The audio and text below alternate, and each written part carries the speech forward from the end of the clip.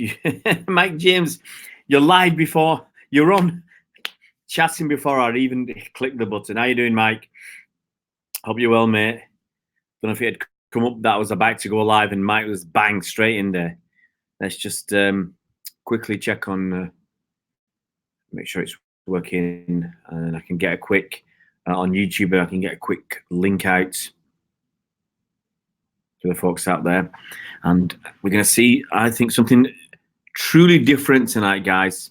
Something different. I don't know if you can call it groundbreaking. Others would, but we'll say. Hey, my first goon within a minute has already said we don't like this. My first goon. Don't be a goon. Like the video, eh? Chris, how you doing, mate? Hope you're really well, Chris. How's Boston? It must be a little bit warm over there, mate.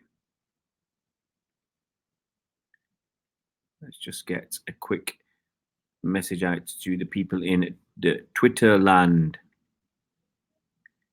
Let's get it up there. Give me a sec, guys. As a few people come on, then we'll get into some agenda.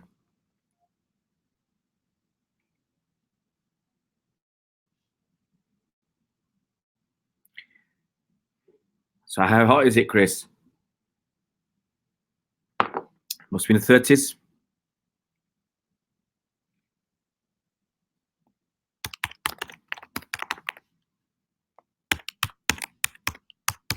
So we're going to talk tonight, Thiago Almada, Howard Bellis. Let's just get his name right. And surprise guest. It's going to be a fun one. Let's see. Let's just let a couple of people know, because it's nice to let them know we're in the house.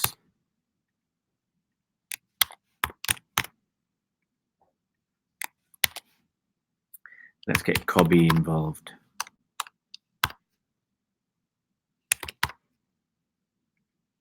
I'll quickly get.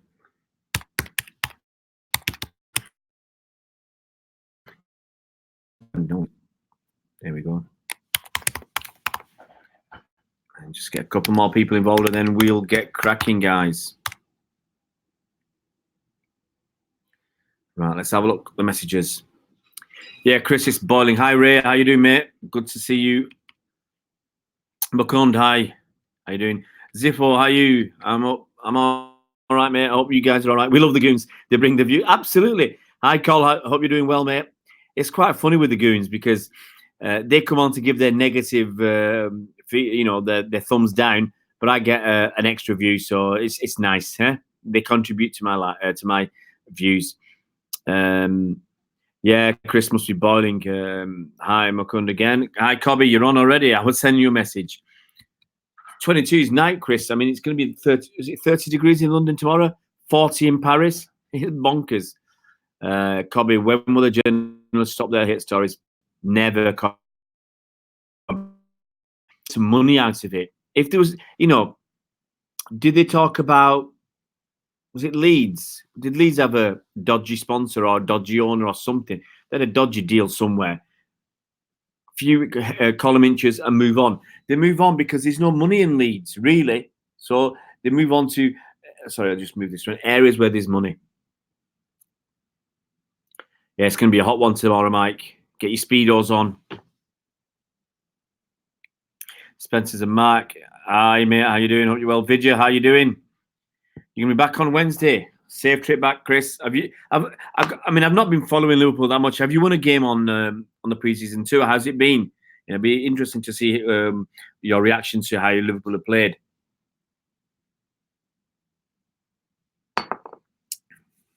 And it'll be interesting to see who you play up front. Will you play Origi? Will Origi still be there? Video, why is Luke Bolton up? I don't know. I know Luke Bolton did say he had a niggle. He was a little bit injured, so he couldn't play the first game. And it might just be that it's not cleared up enough for him to play the second game. I'm hopeful that he'll play in Hong Kong. That's my idea. Blimey, Mike, you're doing me agenda for me. GZ Graft, do you think we'll buy Dani Alves? I hope not. Cobby, I'm in love with Howard Bellis. Do you think it's time to give him a go, or do you think it's too soon? He'll get his go this season, Cobby. He'll get some Carabao Cup games. I'm sure of it. I think Eric Garcia is probably still ahead. He's still ahead of him in my book. But I think Howard Bellis will get. Garcia got, I think, 4 games last season. If Howard Bellis can get 4 or 5 games this season, even a half an hour here or 20 minutes there, I think that's amazing for a 17-year-old. Yeah, I think he's got I'm not sure if he'll be in the squad. He'll be definitely take part in more first team training, and then really it's up to him, and it's up to injuries and stuff. No merger. No. Well, Spencer's a mark. Spencer's a mark. There's a play on the words there. I will do a play on the words. Vidya Shakya, Howard Bellis surprise Pep and other coaches with his composure on the ball. Absolutely. He's like Garcia was last year. So Chris says, I don't take preseason seriously. Liverpool 2, Dortmund 3, Liverpool 1, Sevilla 2. All about fitness and nice run for the lads. Origi and Bruce have been brilliant. Maybe one of them might play up front instead of. Well, let's think about it. I mean, will Firmino? Well, we know Mane's just finished the Africa Cup of Nations, and Firmino, it's only a couple of weeks back he finished in the Copa America. So Salah, okay, I don't know how far Salah got. I don't think he got that far. Could it be that you'd only have Salah? Would you take a risk with Firmino? So Mike James, apparently we're looking at Umtiti. Barca wants 60 million. I don't know, Mike. I don't think we're looking at him. The way Pep's been talking about Howard Bellis, the way Pep's already talked about Eric Garcia, the way he's mentioned that Fernandinho can play at the back. We know that Danilo could play at the back. I don't think we're going to get anybody. That's just my feeling. Joseph, yes, nice shirts.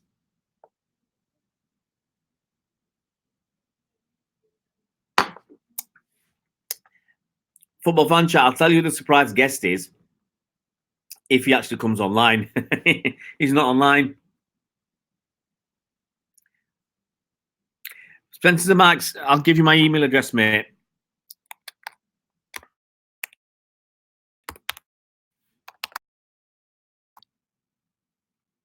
Just check. So, I don't know what Joe Latibaudiere. Do I have to spell it for you? Latibaudiere. Latibaudiere. Oh, I might have spelled that wrong, but it's a bit closer than what you did, Vidya.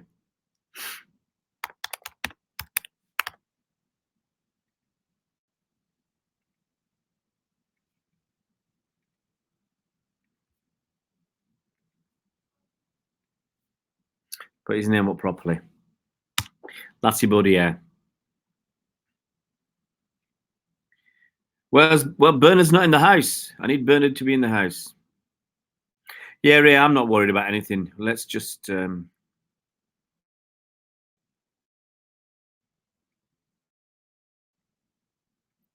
going to invite one guest on. Let me find him.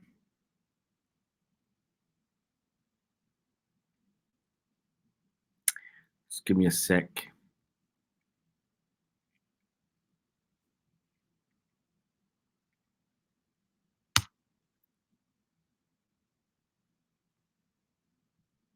Fingers crossed, I've invited one person. I've never seen this yet, so let's just see if it works. Chris Rossmani definitely won't be back for the first game. Most likely be Salah, Origi, Ox, Shaqiri. Oh, Ox is back. Yeah, I forgot about him. Evening, DD, Emmy. Let's just go back. Make some...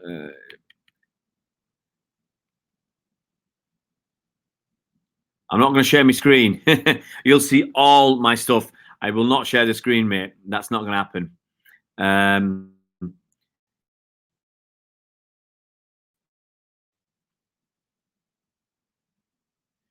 I don't think I'm going to watch Long's Football Fan Chat because I aim to be at games. I'm not there to video myself watching a game. I'm too into the game for that.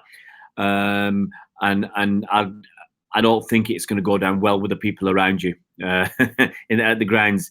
You know, I think it's too much of an undertaking, because if I'm doing like DT's vlogs, yeah, what filming himself, well, after a game, I don't want to be editing that down from 90 minutes to 3 or 4 minutes. I want to spend my time talking to fans, so I don't think it's going to happen. We'll see.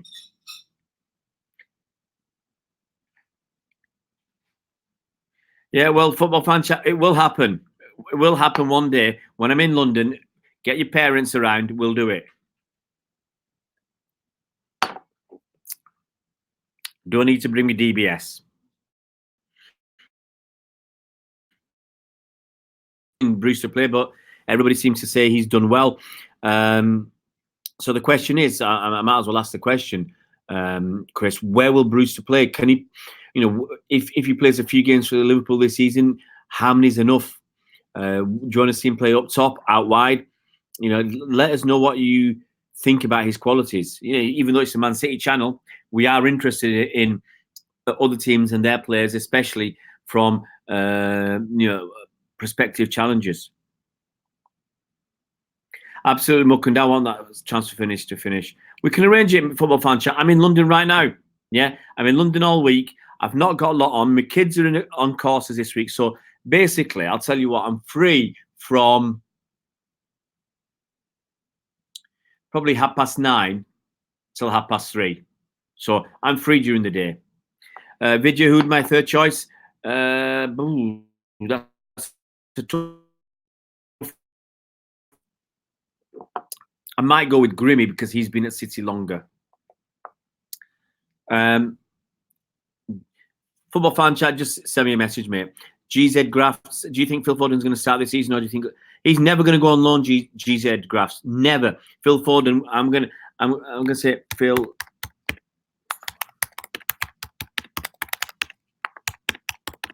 Phil Foden will never go on loan. Pep said that. He's never going on loan. Yeah, there's only 2 weeks left before the Community Shield, and then the transfer window for incomings will close the night before Liverpool. I think it's 5 o'clock the day before Liverpool play the first league game.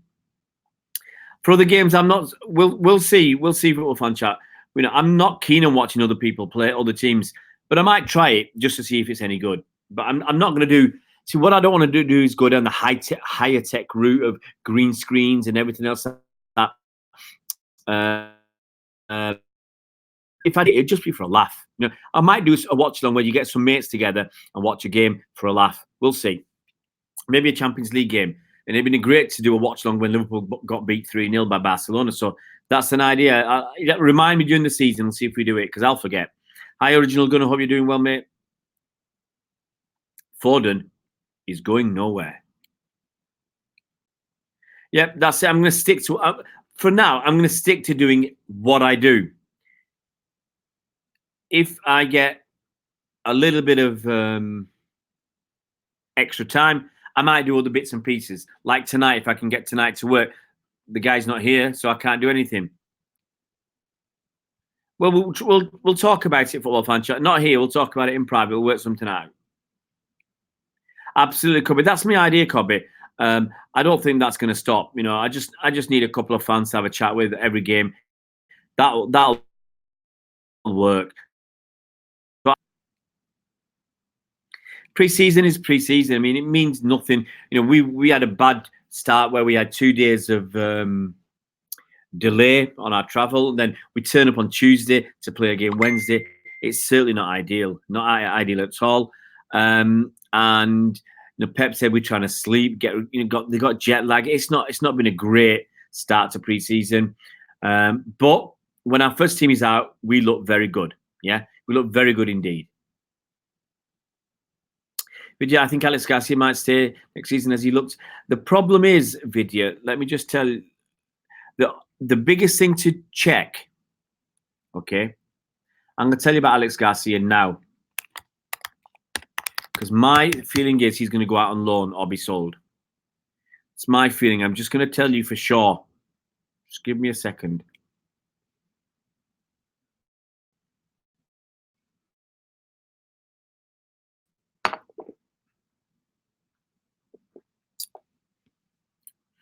unless I got my dates wrong, Alex Garcia won't be here next season.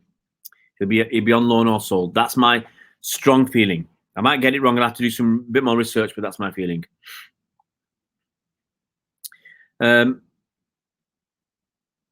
Yeah, Rebel. I mean, a watch along. You see, I don't watch people's watch alongs. I haven't got the.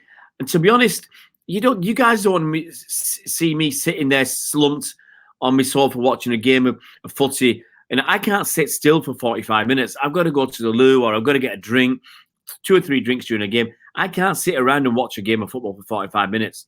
Yeah, so I don't think it's going to happen. To be honest, I might try it one day towards the end of the season if I can't get to a game, but I really doubt it. Cobby, I wouldn't worry. Chinese state media. So, hi, Sea-Dog. Hope you're doing well. It was Chinese state media. So, rubbish. Yeah. The fans, a lot of fans at the ground. I've seen a lot of pictures from fans at the ground. They were really happy. Yeah. It's a Chinese state media. For whatever reason, they've had a pop. Let's not worry about it. Vidya, I don't want to. No, why would we get rid of a player like Otamendi who's got experience at City? Get Umtiti. What if Umtiti can't settle? That's always my concern. You bring somebody here and they can't settle. We're left with 2 main centre backs. I'm not happy with that. Alex Garcia won't be here next season, Mike. I'm 98% sure of that. Hey, it looks like you've had a great time. You've had a great time. Results aside, Chris, it looks like you've had a great time in America.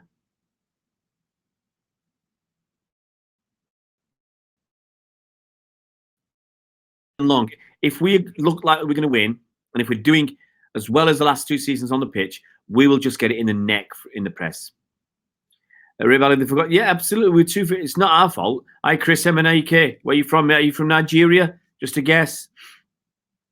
Vidya Shakya. Arsenal playing well in pre-season. I haven't seen the Arsenal play, mate. Well, the guy I invited hasn't turned up. Let's go and try and find him.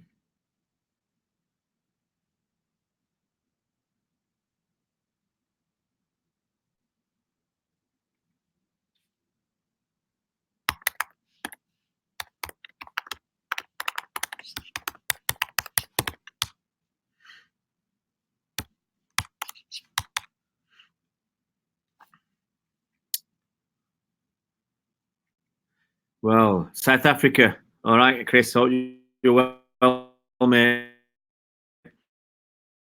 Now. And well, if you speak Swahili, Jambo to Chris Emenike.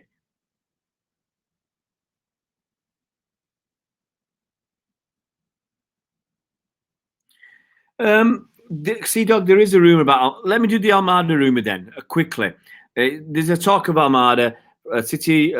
We want to buy this kid from Villa Sarsfield, 16 million quid. He's an impressive kid, but if we get him, yeah, I think he's all right because of because he's under 21. He could come to us, but I think the feeling is he's going to stay out on loan for a season. It might be we just get him before anybody else gets him, and before he gets too expensive. Mike Long's here. Right, let's try Mike. Find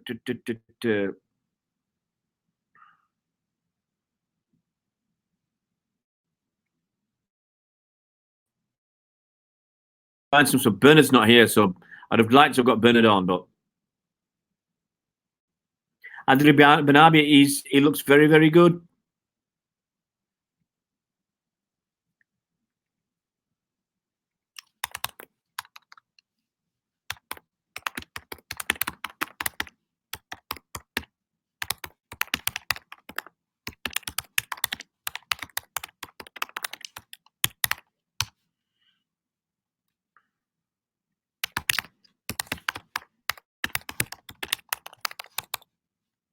Just going to send a quick message. Oh, there we go. So, hi Zane, how you doing? Oh, come on. That's it.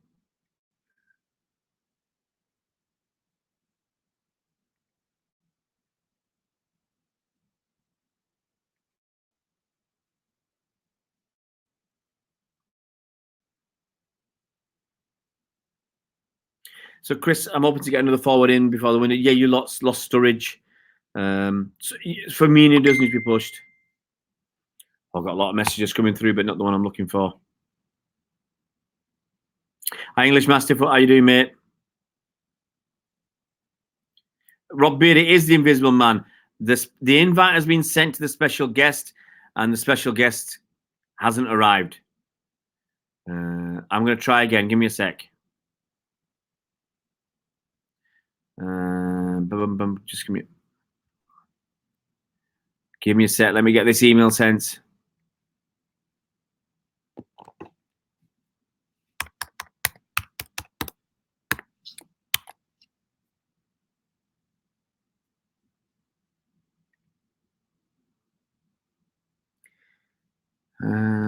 So what do you guys think?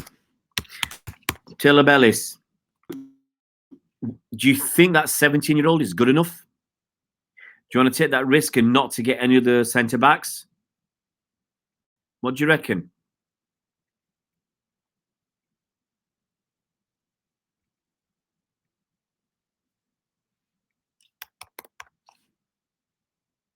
Right. Invitation sent again. Let's see if we get that. Let's see if we get that's working this time. Guys have been busy. Well, people still work. Let's go and have some quick hellos. I have no idea, Mike. I sent Bernard a message. I wanted to get him on tonight, but he's not here.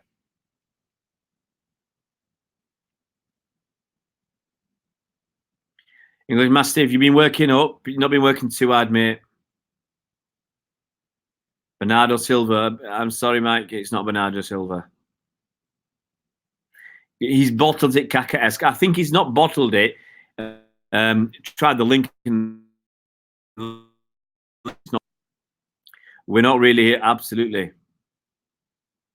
I don't have any problems with our centre backs now. We looks like we've got 6. Danilo doesn't look like he's going anywhere yet, so we'll be all right. Hey, look at that video. City old boys doing the business against the bin dippers.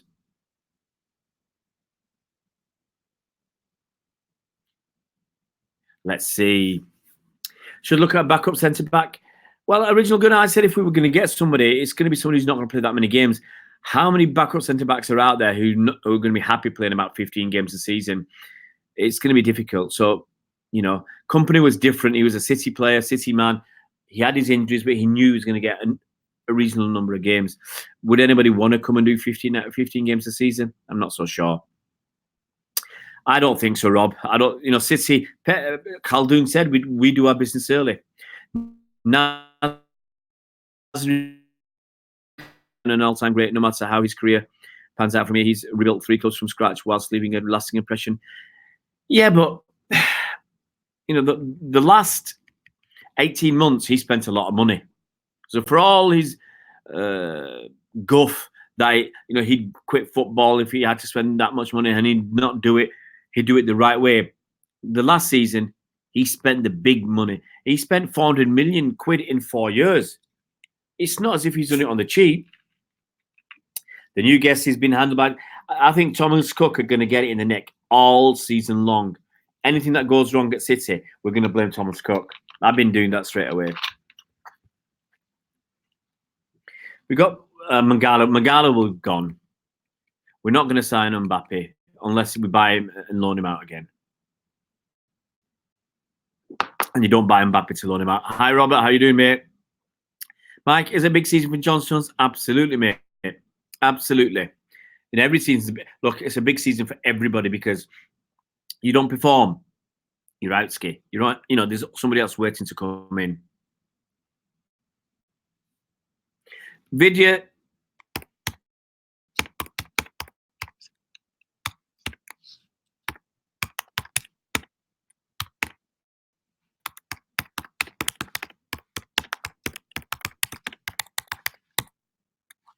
I put it in capitals. I put it in capitals for your video.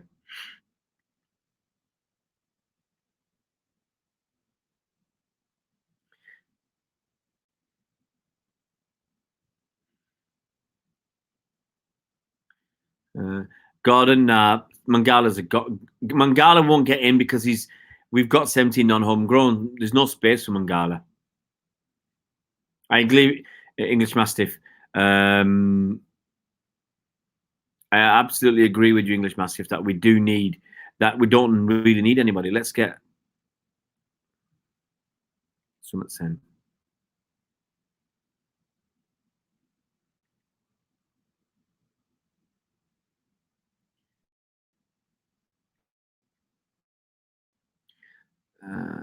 Let's go back. Just going to send a message out, guys.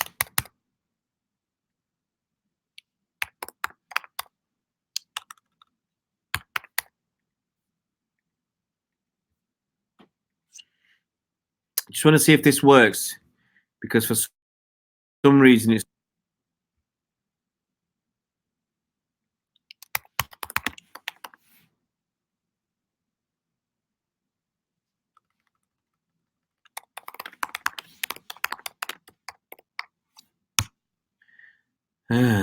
let's have a look. Let's go back to messages. Hi, Bernard. Hope you're well, mate. Robert Lang. Bernard's here. Yeah, let's go down to the messages.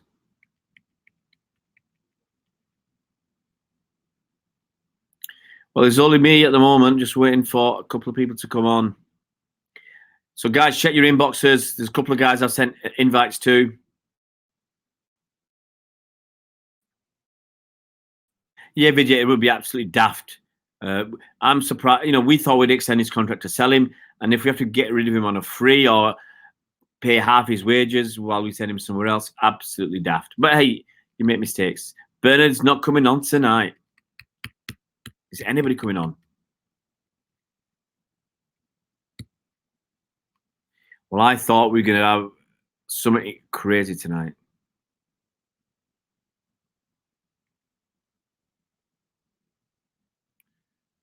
And it ain't happening. That's a massive shame.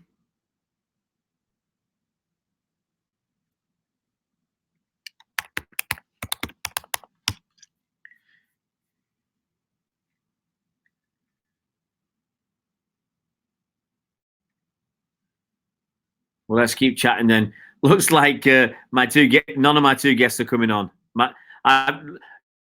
Don't worry, guys. I've been the guests are not able to click in. Somewhere in the background in StreamYard, it's not clicking in.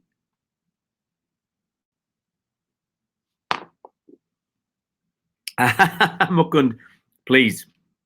This is a family channel, Mukund.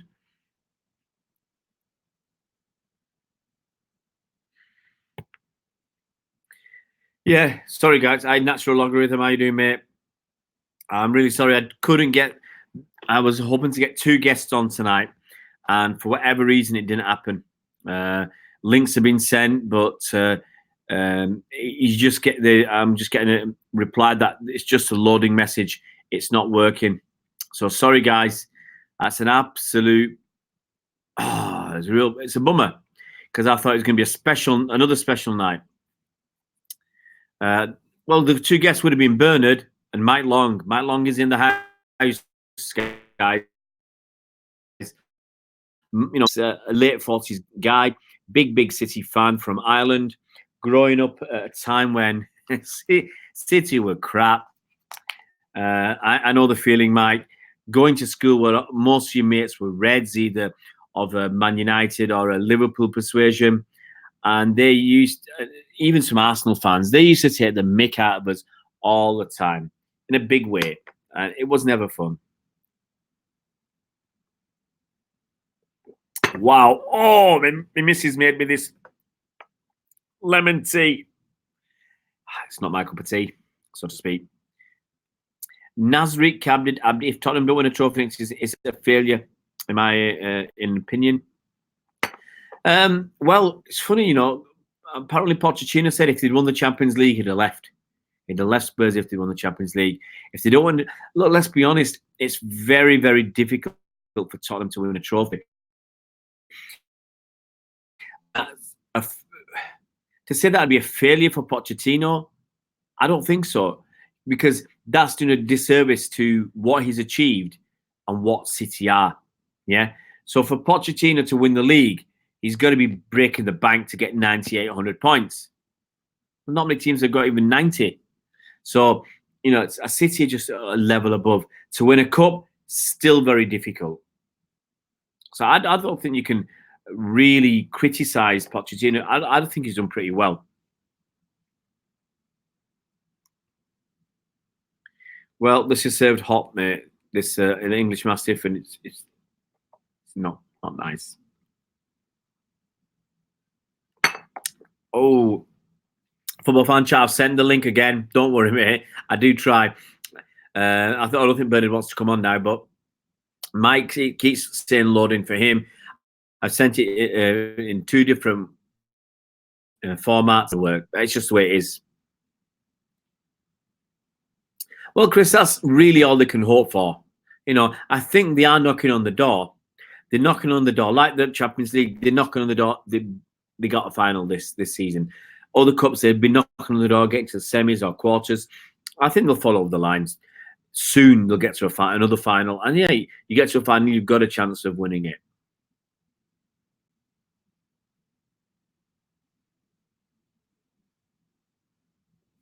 I don't know how to do that, Football Fan Chat. I've tried various different things. Just can't get them on.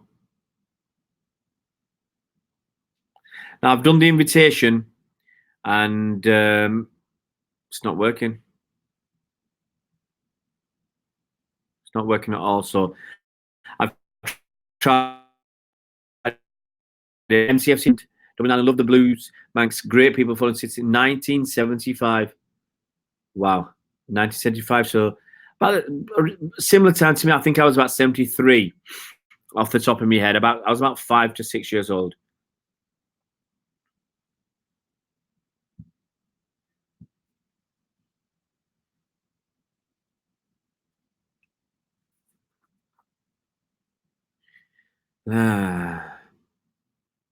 Yeah, Vidya Angelino will be 3rd choice. Well, he'll start next season as 2nd choice because Mendy's still injured.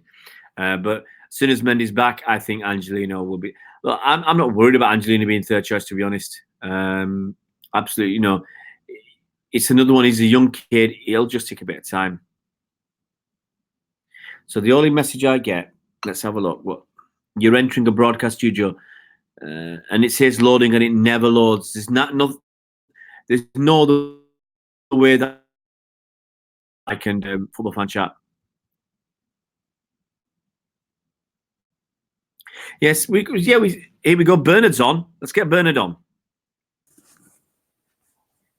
Hey, Bernard, how you doing, mate? I'm fine. How are you? I'm not too bad, mate. We're trying to get Mike, but because I thought we could have a threesome tonight. You know what I mean? Not that way. Not that way. With Mike as the sausage in the middle. He's the youngest one, but no, Mike's supported City for I think over 40 years as well. He's been through the thin times as well, supporting City. I was really hoping to get the 3 of us on. And I think last time, I mean, it was a great evening where a lot of reminiscing taking place about the past. So I'll ask you a question. Let's now this is off the top of my head. Let's ask a question. So for Bernard, who's your favourite player ever? Ever? You go to Colin Bell? I'd have to. Yeah. Can't really. Yeah, I mean, I think the Bell Lee Summerby, obviously, but that's my sort of peak of being a kid and appreciating what they did for the club at that time. But I mean, the last 10 years, obviously, we've come up with a few new names, haven't we? Let's be honest. Yeah, it's on the stream. And I've got to ask you, who's the player? It's hard to say this, and I don't know whether your emotions go as far as this. But in the last 50 years, is there a player at City that you've actually hated, despised, really disliked? No, I think there's been players that were sort of overrated that have come, and I think what was all the fuss about, but we tend to get players at the end of the careers. I remember Clive Allen coming and thinking what a total waste of time he was when he came. He's got a few goals for us, didn't he? Well, he did, but he had a great reputation, and he wasn't very good. So I didn't hate anyone. I just felt a bit let down sometimes, I think. I met Clive Allen. I did an interview with him last year. It was very nice. I'll say this back. A funny thing that when you interview somebody, you think, "Wow, I've interviewed Clive Allen." I think we just played West Ham, or whoever we'd played, he'd played for them as well. And I thought, I've just interviewed Clive Allen. This is going to be a great video, and nobody wants to watch Clive Allen. I was shocked because I thought he played for more teams. No, underwhelmed rather than hated. I don't think I've ever hated a City player. Well, English Mastiff's given us one that. Is it Danny Mills? Yeah, again afterwards, after the event, isn't it? Yeah. That's the problem. It's when they've left City. It's when they've left City I've hated them. I don't think I've hated anyone while they've been at City. But yeah, there's been one like Niall Quinn had a bad phase, didn't he? Where he thought was slagging us off all the time. So yeah, there are one or two. Yeah, I think there might have been players we disliked at the time that they were at City, either because they were bobbins on the pitch or bobbins as people. They were not nice people. No. You know, either took City for granted, you know, took the mick out of us. Like, I mean, we got here Robinho, you know, the way he came and he exploded onto the scene. And then in the end, he was like, you know, it's like a damp squib. Or Tevez had his ups and downs. That's when we were just paying money for the sake of it, though, wasn't it? To make a point. So you're going to get the mercenaries at that stage. Yeah. Let's have a look. So, I think Ray Barlow saying Jed Brannan. I actually was the only player I thought was. How can you say, Ray? I will say this, Ray. I can agree with that. Jed Brannan might be bobbins. He might have been rubbish, but the only one. Are you going to honestly tell me he's the only one at City? There's been a few that have been rubbish. Yeah, well, there's a lot of rubbish, but not that you hate them. It's not their fault. The rubbish, was it? Yeah. No, there's some great. I mean, there's some people that you were surprised we got them. There was that. Oh, I'm trying to remember his name. Oh, I forgot his name now. The guy we got from Portsmouth, who scored in the derby, with just flicked his head, and he used to go like this. I can't remember. What's his name? Benjani. Benjani, right? Yeah. Benjani, another one that we got, and you think. Well, Sea Dog's giving us names: Javi Garcia, Jack Rodwell.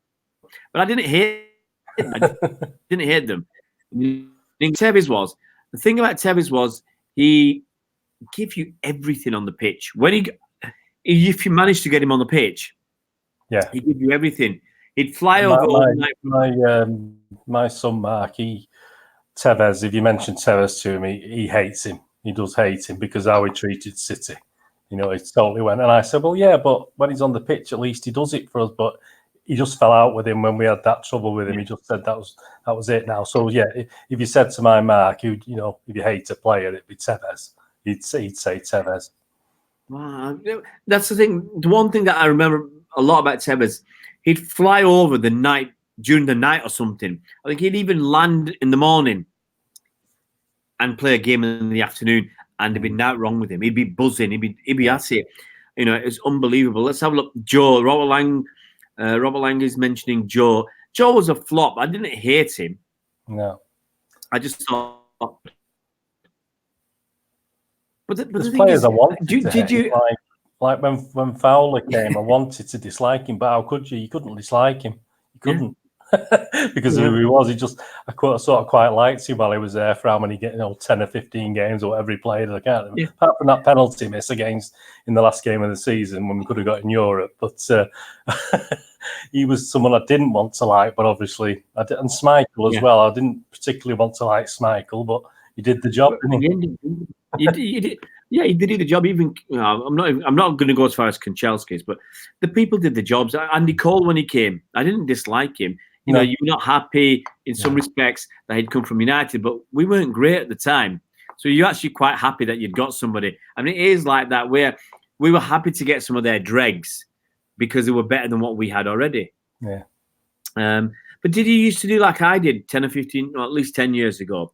When we got a new player, I'd get the old YouTube out and watch. And when I saw Joe playing, he looked great. And it's stuff like that. And then you see me in real life and think, oh, what's going on? And it's from that moment I said, anybody can look good on YouTube. Well, Anybody. Don't trust some players are actually bought based on a 5-minute video on YouTube by some clubs out. Let's be honest about it. It's crazy. I mean, remember that Souness got that guy who was supposed to be George Weah's cousin or something based on a phone call or something. Crazy. I mean, sometimes people do all sorts. How could you get somebody and actually not see him play? He hadn't, and actually play him in a game. Yeah. Anyway, so anybody else? Let's have a look. Guys, anyone else you've not liked, or there's plenty of players I hated who didn't play for City. Let's name one. Name the Liverpool, because there'll be more. Name 3 Liverpool players you've absolutely despised. And that question is to Mike Long. Oh, guys, can you hear me okay? Well, before we get onto this, I've got to ask you, which do you prefer? Do you prefer it side by side with Bernard in the sausage in the middle? Do you prefer it like that? Do you prefer it like that? Or do you want it? I think the one that minimizes me the most, I've got a face That's for a the good radio. idea. Yeah. There you go, Mike. Yeah, guys, the way that I made this work was just coming off the desktop computer and using my cell phone. And I think that's worked. I think everybody's used their phone so far. I think that when you use your phone, you end up... I think I'm the odd one out. You can't see the messages. Hey, Men in Black. You can't see the messages, but... No. but Can't see a bloody thing. Well, never mind the messages. English Mastiff said, side by side, you look like convicts. The 3 amigos. And then, so Muckun's asking, Bernard, did you watch the moon landing live? I did. Yes. I was there. I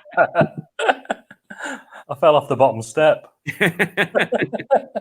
Was it for Bernard? Was it Buzz Aldrin said he was the first man who wet himself on the moon?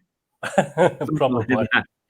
Here we go. So Ray Barlow says he can't think of 3 Liverpool players that he's liked.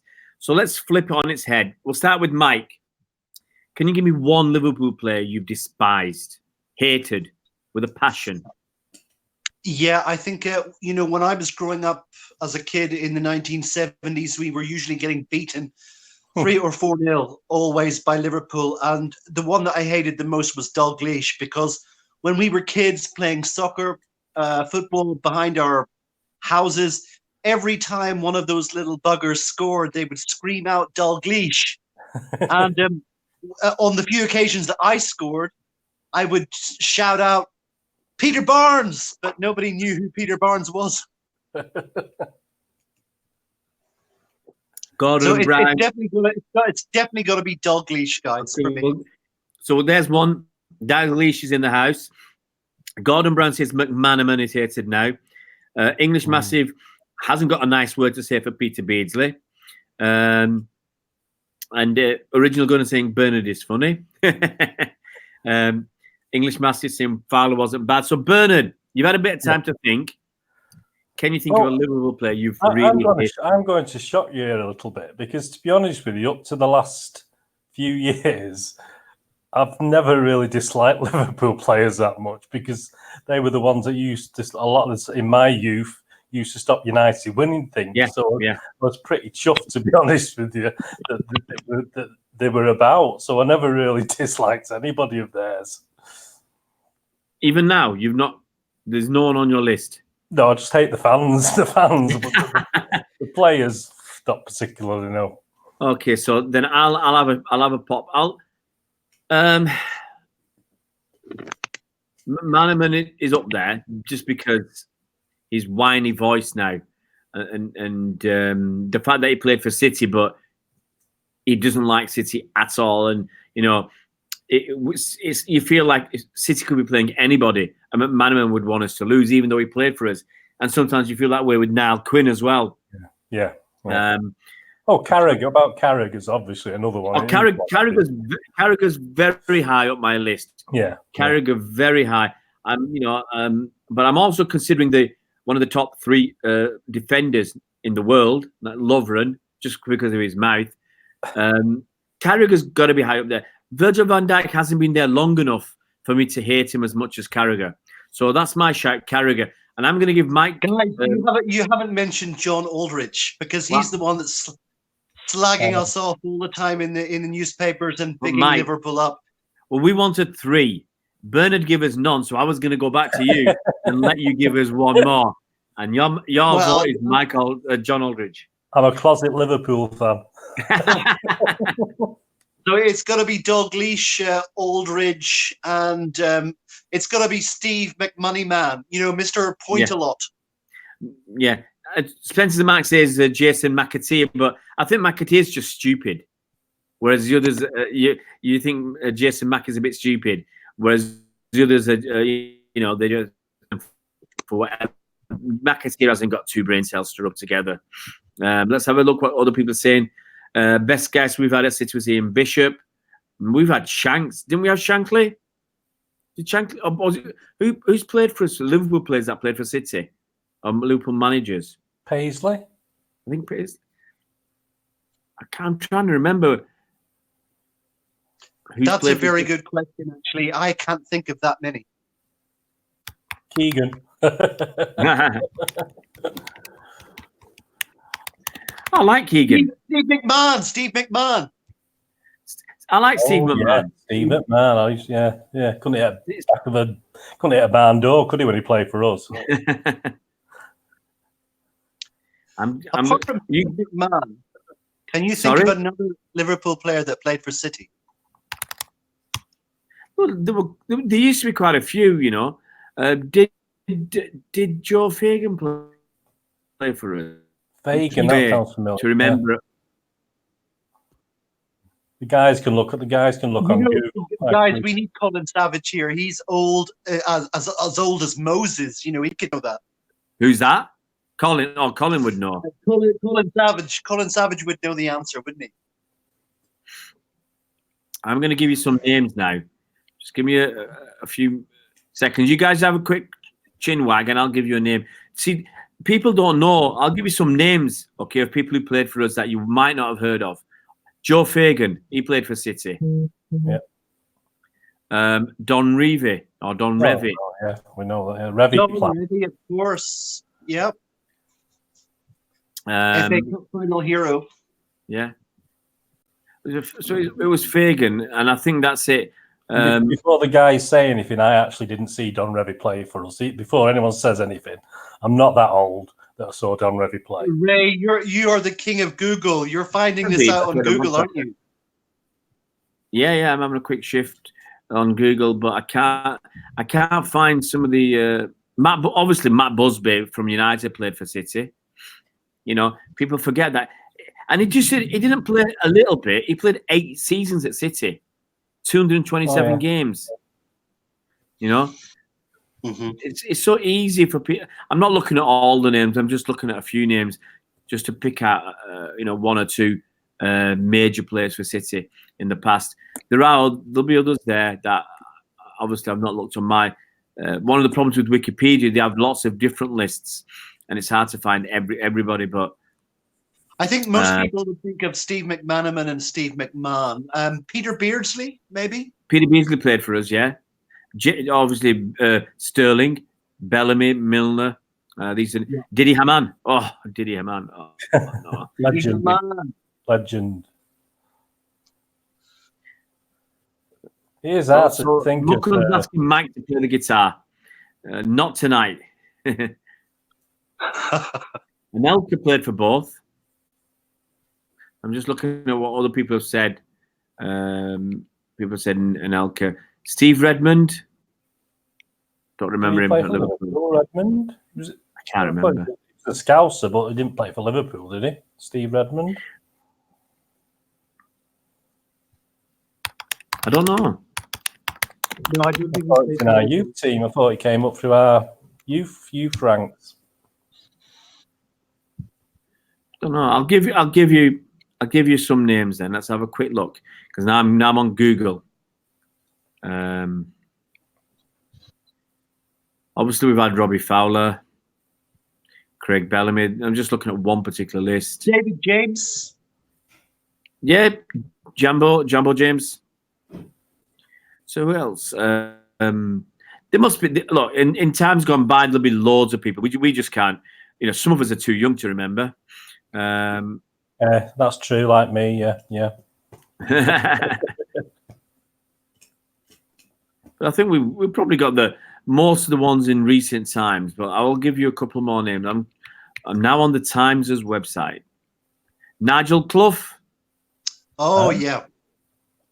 Mario Balotelli. Yes. Daniel Sturridge.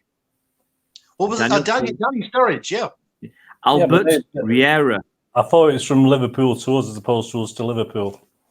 Yeah, these are just players who played for both. This obviously Kolo Toure. But I was hoping to find a Liverpool manager that played for City, but I think the only one I can think of is that Joe Fagan. Yeah, that's the only one that I can quickly find. Hey, Ray Barlow saying nice to see you got that Vinny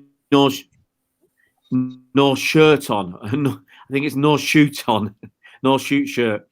I was wondering what you'd written them, Ray. You can order this from Don Grant, or you can find Don Grant on Twitter. It's a very good price, and it's a great T-shirt to get. So, guys, let us know: is this stream working well in terms of quality of the actual stream, quality of the content, what we're talking about? You know, I think that when we get people on, it's best to throw us out a decent question, and then you know, for us to chat about them. Thanks, English Massive. I think this is it's the way to go. You know, I mean, you guys, it's up to you guys to tell us if it's is it going to be more fun? Muckun wants to know who's the most useless player. Useless. Oh, we've had how plenty of them, we mate. got? Yeah, I was going to say it could take a long time. I don't think we're going. Jeff Lomax. This is going to go for ages. But no, I mean, so this is a different way to do things. When having people on, doing it live, obviously there's the element of risk that the stream goes down or someone says something a little bit injudicious or whatever. But also, yeah, I don't know what it means. Yeah, I've got to check the dictionary. Oh, the dictionary's there. The dictionary is Mike. He's a professor of English, so he's the lexicon genius in the house.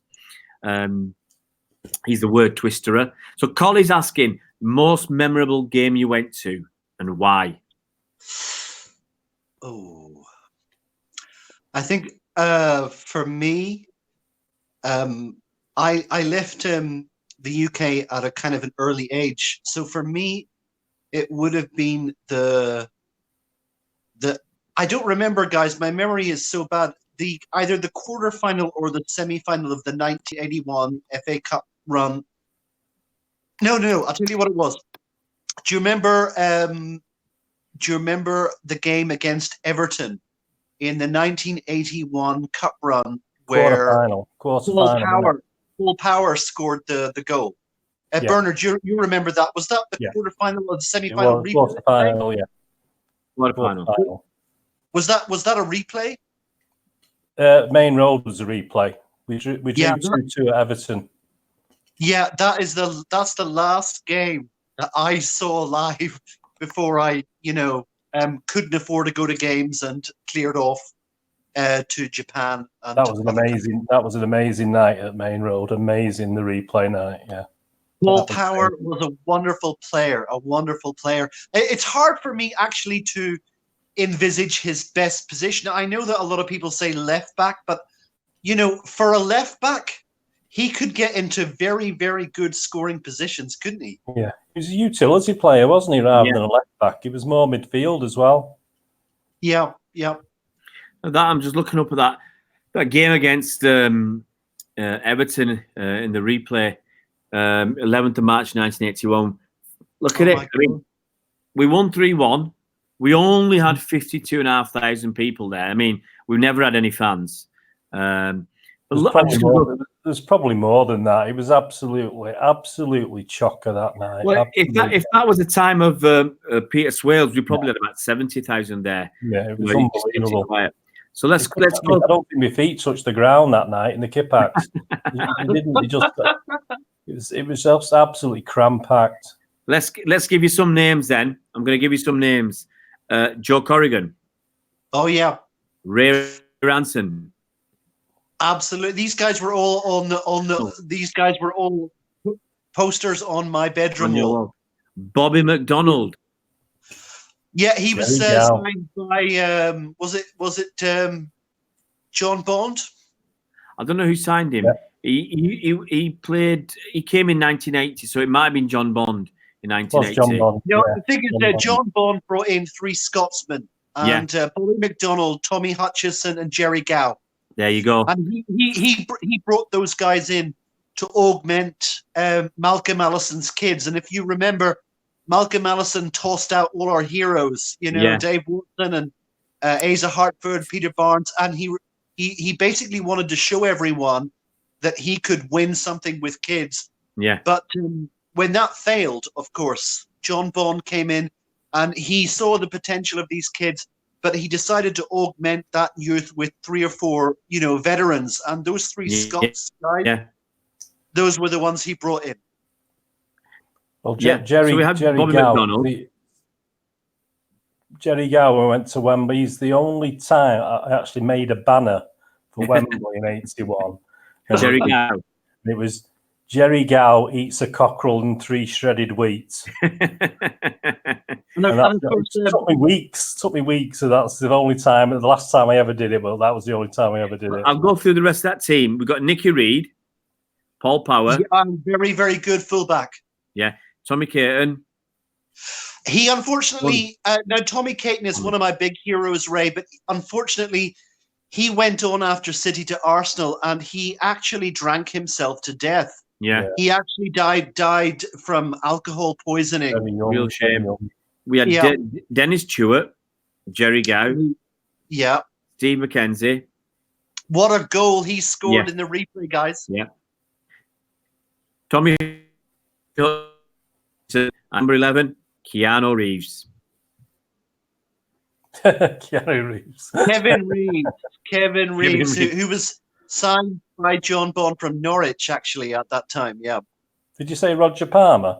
No, Roger Palmer didn't play. Roger Palmer weren't there. There was also Dave Bennett, I think, was on the bench, maybe. Yeah, David Bennett, yeah. And the goals were scored. Bobby McDonald scored 2 goals, and Paul Power. Yeah. Fantastic. Yeah. And do you remember in that cup run, Ray, we actually beat Norwich 6-0. I think it was the game before, the quarterfinal. Bernard, do you remember that? 6-0 Norwich, yeah. Yeah, that was in the was that in the 4th round? That was in the 4th round. Something like that. Isn't that when we played Crystal Palace and Malcolm Allison the same year in the 3rd round?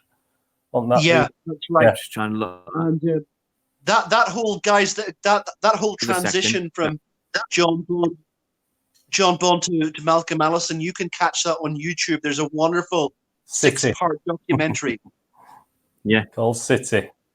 Yeah. City. Yeah, we beat Palace 4-0. We had about 40,000 there.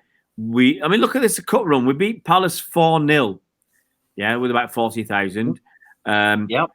We beat Norwich 6-0 with 39,000. It's not bad going, is it? I went to every home one. I didn't get to Everton away, but I got to all the home games. So we had Peterborough United away, and we beat them 1-0 with a goal from was it Tommy Booth, and then we carried on with that Everton what we talked about the away 2-2 and then we beat them 3-1 at home. And who can remember the semi-final then? Oh yes, that was good. I'll give that to you, Bernard. Yeah, So do you it remember was tremendous. It was the first. I mean, I've been to League Cup semi-finals, but that was obviously the first FA Cup semi-final. And I think Villa Park, I think we had at least 2/3 of the ground with City fans. It was a bit like City against Chelsea in the Charity Shield the other year. It was like we seemed to have more of the ground than Villa, Ipswich in the semi-final. And it was just Bobby Robson's Ipswich. amazing. Yeah. Oh, Bobby Robson. 10 years since he passed, Bobby Robson. You know, I remember because I was watching Pep's press conference the other day, and someone asked him about Bobby Robson. You know, 10 years. Lovely fella, lovely guy, wasn't he? Oh, Bobby Robson. Bobby Robson was hi, Bill, ABC TV. I just gave a few highs. Bobby Robson was a lovely guy. You know, you just couldn't dislike him, could you? Yeah. No matter who he managed, you couldn't dislike him. And what was interesting, guys, is that when he was the England manager, the press, the FA told him that he wasn't going to get the job for another period, and so because he knew that, he made a deal to go to Holland. Yeah. And when it was then released that Bobby Robson was taking a job over there, then they all just jumped on him as a traitor. It was just unbelievable journalism, and things haven't changed that much. No, still the same. Look, journalists have got worse because we live in an age of clickbait media. If you can't get enough followers on Twitter or whatever, if you can't generate clicks onto your newspaper site, I mean, look at the Independent. They don't do a print version anymore. It's all clickbait and advertising and subscriptions or whatever. You go Telegraph, you got to subscribe. It's all it was always about money, but in the old days in the print media, you used to think that it was more than just that. You know, I remember every Saturday morning, my dad, you know, we were Telegraph readers, and my dad would get the Telegraph because it had the best sports coverage anywhere. You might not agree with the politics, but the sports coverage was second to none. Then we moved to the Independent. They had good sports coverage as well. And we used to spend 2 or 3 hours every Saturday morning reading the newspaper. It was just so brilliant. I mean, Chris Welsh is asking, so I'll pop this question to you guys.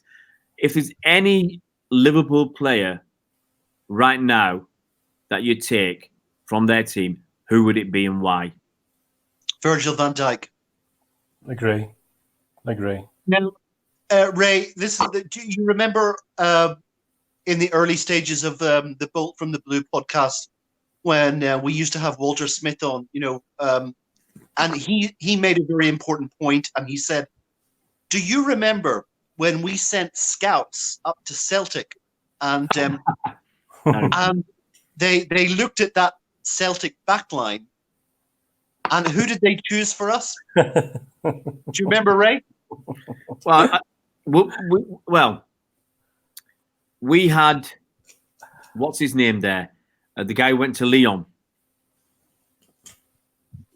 Now, at that, the guy's name, Bernard will help me out. I think the guy's name has gone out of my head. But Walter said, "I would love to meet the scout." Yeah.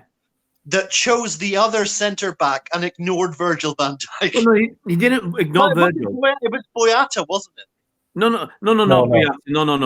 We sent the guy Jason Denier to Celtic on loan, and our scouts were going. Obviously, they were going to. I'm not sure if it's the scouts, but the coaches were going to watch him because that's part of the thing we do. We have the guys watching our players who are out on loan.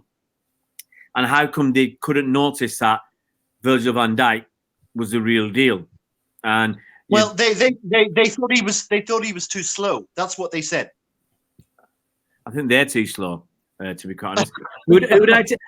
If I was from a Liverpool, I think there's only 2 players I would seriously consider.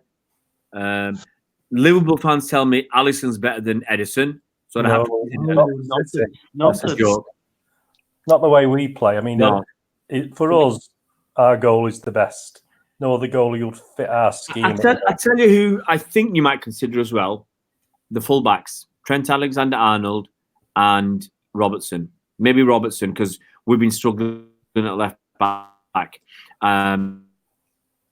He's there for, and that's what we want. I think Muckins, you're right. I think you're right, Ray. I think you're right. I think those two fullbacks are possibly better than our fullbacks. Yeah. We know that Kyle Walker can't really put in balls into the box like either of those two can. Yeah. And of course, the only way that we're going to match them is if Mendy gets fit again, because Mendy is better than both of them when he's fit, because his absolutely. ratio of crosses into the box that lead to goals are, he actually had 9 assists in 11 games before he got injured. He's a great. He's a great player. And what I say is, he puts that ball into that area just in front of the keeper, and it's curling away from him. So the keeper either starts to come and then has to stop, or doesn't bother coming. But it's in the danger zone. It's a dangerous area, and it's just always, as Jeff Boycott, if you ever watched or listened to cricket, he talks about the corridor of uncertainty, where you just don't know whether to go forward or back, and that's the same for the keeper. I'll just go through a few quick points so the guys don't feel left out. So English Mastiff went to school with Roger Palmer. So what went wrong, Ian? Roger Palmer went on to fame and fortune. Did Roger Palmer go to Wilbraham High School? Yeah. Because I think that's where he went, because some of my mates were at school near Roger Palmer as well, I think, at Wilbraham. So Cole says he was at that semi-final against Ipswich. Mike James, he went to school with Danny Welbeck and Fabian Brandy. I've never heard of Fabian Brandy. Have you had a brandy, mate, Mike? Sounds something like that you're going to drink, doesn't it? Come on, Sea Dog. When I was a kid, my favourite player was Milan Baros. I tell you what, mate, if I'd have seen that at the time you sent it, I'd have put you in timeout. But you got away with it because it was a long time ago. Gerard Winmau, as in the darts, man. You're all fake fans. I bet you all supported Chelsea before the takeover. Yes, you're right. 180, Mr. Winmau. Mukund, you notice Mike is the only guy on screen with a proper head of hair. He's the only one with hair, yeah. He's got more than... Although, guys, it is fast receding, as you can see. Yeah. The English Mastiff, I see Roger Palmer a lot now. Hey, EM, get him on the channel, yeah? I've got a lot of ex-players who want to come on the channel, but get Roger Palmer, because I remember Roger Palmer. He played for Oldham as well, didn't he, Roger Palmer? Yeah. After City went to Oldham.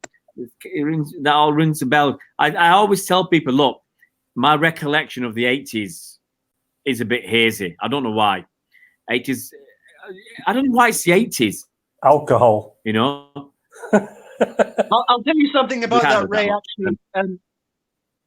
Ray, Paul Lake was very angry with that. Do you remember the portrait that was painted by the Australian artist? Yeah. Yeah. And it was, and I think it was called The Dressing Room of Dreams. And he actually came on a radio show with Ian Cheeseman, and Paul Lake was the guest, and they were talking about this with the artist, and Paul Lake couldn't conceal his annoyance, and when the artist when Cheesy asked Paul Lake what he thought of that portrait, he said that it was very good, it was wonderful, but he was very, very disappointed that there was very little representation of City players from the 80s. Now, I knowing Paul Lake, he wasn't referring to himself. No. There was very, very few players from the 80s represented there. But guys, they are Jamie being Cooper. represented. They are being represented in a new poster, which is being created. Guys, you know the one about the Footy Mishmash. No. This is a cartoon. of Manchester City. And if you go onto Twitter and you type into the search box "footy mishmash," you'll see that there's an artist who's currently doing a cartoon to represent Manchester City through the ages, and Paul Lake is finally in that one. Yeah. The thing is, what I was going to say. So the artist was Jamie Cooper, and it was called The Dream Scene. Yeah. Because we got him. Andy got him on our channel last year. I'm happy to admit, I'm going to have a dig now. So I apologize up front. I'm happy to admit when someone else did something. Sorry? I'm just saying, here we go. And I missed that. I'm happy to admit when somebody has done something. And I was tempted to say our channel, we got him on, but I had nothing to do with it.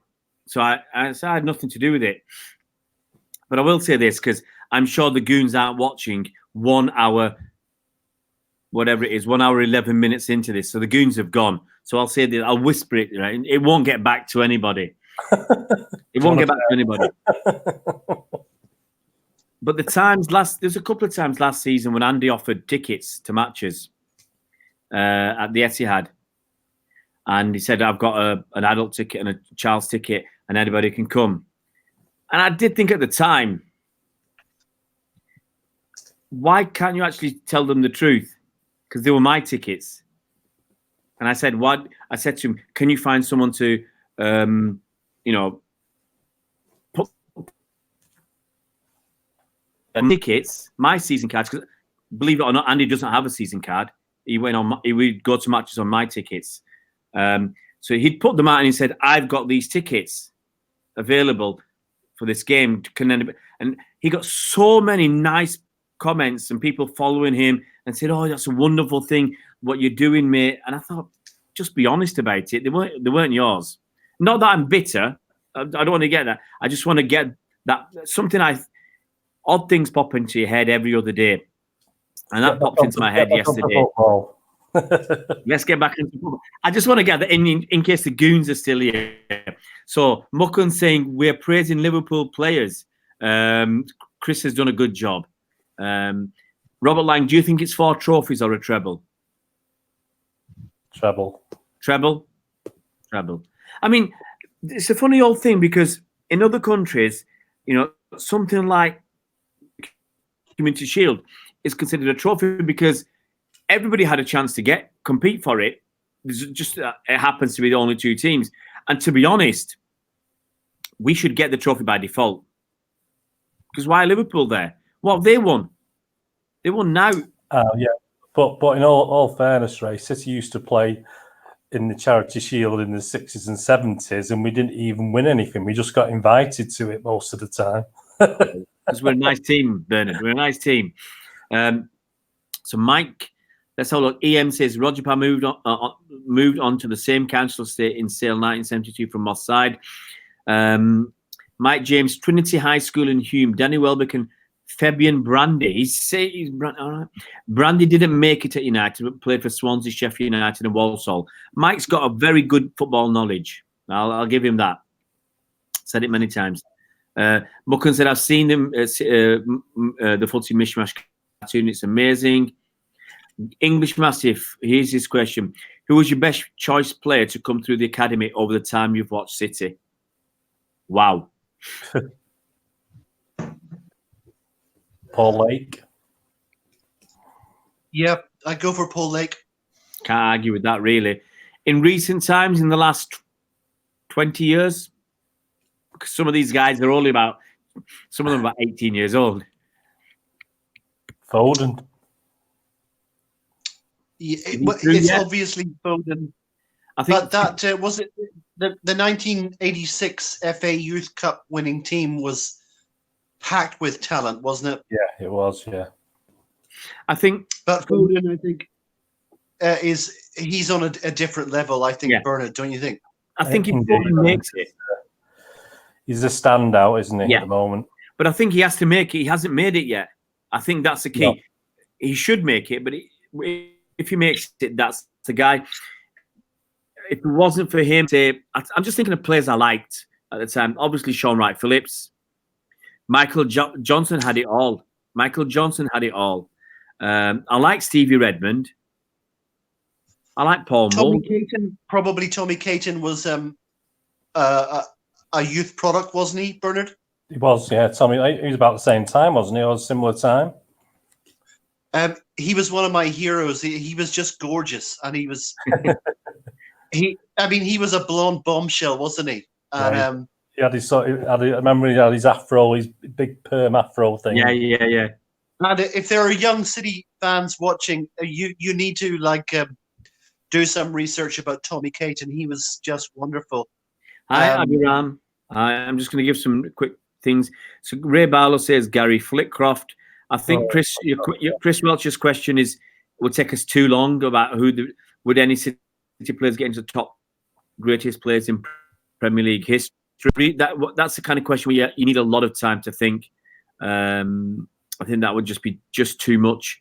Just having a quick look at my list of other topics. We talked a little bit about. I'll just recap. We talked about Thiago Almada, City potentially spending 16 million quid on this guy. Would he come and play for us this season, or go out on loan, or stay with his club? I mean, you're spending that much money. You want the guy to come over. Taylor Howard-Bellis. The feeling is from everybody now that he's going to be part of the first team squad next season. Pep's been praising him. Is Bellis tall, lad? I've not seen him yet. Is he 17? Tall? He's a defender. He's about 6'2", 6'3". Oh, he's a big lad. He's played in 2 of the pre-season games. Yeah, I've not seen him. What strikes you about him? He looks very, very similar to a young John Terry, I think. Yeah, and Pep's praised him, and the feeling is that he'll be part of training. I've said earlier on the stream that, like Eric Garner, now if Taylor Howard-Bellis at 17 can get 4, 5, 6 games, even bit part games, a little bit of Carabao Cup, 10 minutes here, 20 minutes there, I think that's great for a 17-year-old. I'm sure people might have been interested that Edison played a charity game and he played in midfield. Did he score? Sorry? Did he score? I don't think he scored. But I'll just mention it because it's a quiet time and this is in the news. Yeah? I mean, it doesn't really matter. And another crazy story, I say it's crazy, and I might get slapped down for this, that Bayern Munich have offered us Alaba and money for Sane. Well, I did actually joke on Twitter that if they offered Alaba and his 40 thieves, I still would say no. Yeah. I saw that. That was very, very funny. I laughed out loud at that one. Sorry, man. I'm just writing it down. Wilson, Mike James, Robert Lang, for the emotion and celebration of the goal, which did you, Bernard and Bolt from the Blue, prefer Company versus United or Company versus Leicester? Ooh. Ooh. Can't separate those two. I think for me it would be Company versus Leicester. I mean, that goal was. Vinny doesn't score goals like that. He nods them in from corners. So that was just. It was just such a shock, actually, to me to see that goal. I mean, Bernard, have you ever seen Vincent Kompany score a goal like that? No. I'm in the south stand, and as he hit it, you knew it was in as soon as he hit it. You just stood there. You didn't even shout. There was like a 2-second shock and then celebration, but you just knew. Guys, t-shirt, woo! I still think one of the funniest things is that guy walking off to the toilets. Yeah. I think goes in. And the best of it was, Caton and Corrigan many years ago. He walked up to the toilet, but I didn't see him turn around and come back. Crazy. That was the interesting thing, wasn't it? You'd rush back, wouldn't you? If you heard a cheer, you'd rush back in. Yeah. So perhaps he was a Leicester fan, I don't know. In disguise. Kamal says, if Pep doesn't win the Champions League, will people of other teams call him a failure? Absolutely, they'll call him a failure because they're looking for an excuse to have a pop at City. The tribalism has gone too far. I think I was talking to a fella on the train today, a really nice guy. I'll give a big up to Virgin because I had to stand from Piccadilly to Crewe. And I'll give a big up to TransPennine because their train was late. I got to Manchester late and my reserve seat was gone. A big up to the woman I'm just going to give some big ups now. Big up to the woman, because when I got on at Manchester, I sat. There's nowhere to. It was all this train, so I went down the train and found a couple of seats. One was empty, and it'd been booked from Wilmslow. One seat, and the other seat was available. So I put my suitcase on one, and myself on the other. Then the guard come down. There were people still looking for seats. There were plenty of seats if you put the effort in. And he said to this woman, "There's the seat here," which is where I was. So I thought, "Oh, fair dues." I had my suitcase wedged in. A lot of people had their suitcases wedged in. So I had it wedged in front of the available seat. And I said, "Well, there's nowhere else for me to sit. I can't move my suit. I'll sit with my feet on the suitcase and my bum against the back of the seat." And the woman come along. It was this much over onto her seat. And she complained about my suitcase. And she said, "I'm not standing up all the way to London." So I thought, okay, she starts yabbiting. So I thought, I'll move my suitcase out the way to get rid of the case. And I had my rucksack with the computer and everything on there. And I left it on the seat. So I moved my suitcase out of the way. And I was pushing it down the aisle. She got me bag and wanted to give me bag, basically for me to vacate 2 seats for her. And I said, "Why?" I said, "That's my seat, and I'm keeping this." She was she was younger than me, but she's probably in her late 30s, early 40s. And I said, "I'm keeping the available seat, the one that's reserved from Wilmslow. You can have that, okay?" And she started getting very. I won't say the word. Very mardy, very very mardy at me for telling her not to move me bag. Well, it's like, why are you picking me bag up? I'm not vacating 2. It's as if she felt that the guard had kicked me off the train, or I was not allowed to be there. Anyway. So I was talking to this Man United fan. We were having a laugh at her as well. He was standing up. This is the thing. And then I actually remember I was chatting with him about in the old days. He said we'd go to United one week, City the next. He said, "I'm a big United fan. My brother's a big City fan. We'd go to like both games." Now you could. I said, if you went, he must be old. He must have been old to do that. He's about 70. And he said, "Yeah, because we didn't do it in my day, and I'm 60, but we never did it in the 60s. We just went to one or the other." Yeah, but if you tried it now, you'd get battered. You'd be called all sorts of names. And so yeah. Anyway, the end of this story is, as I said to the guy, I hope the person who's booked the seat from Wilmslow turns up, and that woman has to move. And so someone did turn up, and she had to move, which was very gratifying for me. But she was I'll say this, I'm going to have a bit of a rant at her. She was a real miserable also. There were a lot of people who'd got on somewhere else, I think at Stocky, and there was no space. And there was this old lady, she was. And I said, "Look, I've got a seat down there, sat next to this woman. I really wanted to sit next to her myself and give her, sit there and fart next to her for 2 hours all the way down to London to get my own bag." But I said, "You can have my seat." So I took her down.